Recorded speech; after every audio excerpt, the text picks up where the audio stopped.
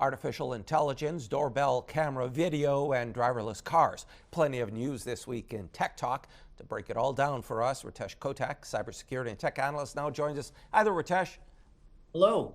The Global AI Summit is underway in India. What can you tell us?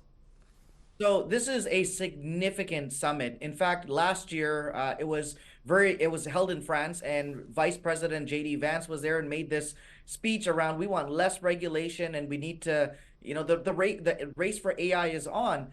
And now the host country is India, and Prime Minister Modi just gave a phenomenal speech around the ambitious plan that India has and the roadmap. And what it makes me think is around just how much increased competition there's going to be in this space. And I think 2026 is going to be the year to watch out. In fact, there is Canadian representation there as well. I know Vic Fedeli, who's a minister in Ontario for economic development, trade and job creation, gave a talk as well, talking about the role of AI and creating inclusive technology. So this is very clear.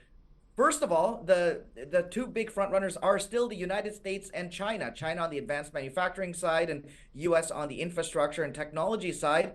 But that gap is closing, and it looks like 2026, we're going to see some new entrants globally. All right, the search for Nancy Guthrie continues. She's the mother of NBC Today host Savannah Guthrie. The FBI has recovered doorbell footage, but Nancy Guthrie didn't have a subscription. How were law enforcement able to get this?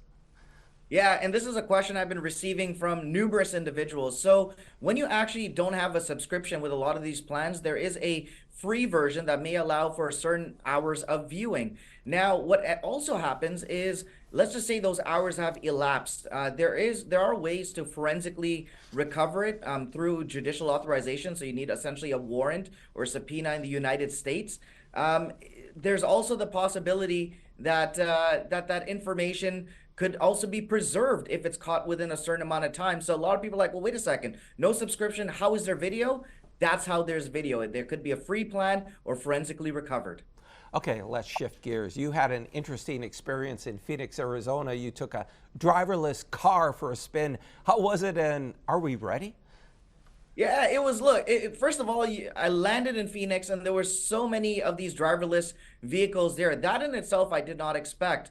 And then when I ordered the car, right, it came to my location, but not exactly to my location. So I had to walk there. And I was like, okay, they're off to a great start. But then I got into the car, and I got to be honest, like, it was safe. It drove, it followed the rules. But there were times, and I was with two other colleagues, there were times where it felt like there wasn't even a driver in the car. Makes me think that this type of technology is going to continue to expand. And there's a possibility we might see it on the roads in Canada. There is the big challenge around our weather. We have ice, we got snow, we got very interesting weather and how it's going to navigate around there. But quite frankly, I was on it. I was a little bit skeptical at first, but by the end of it, I was like, there's a very real possibility that we're going to see this sooner than later in the mainstream.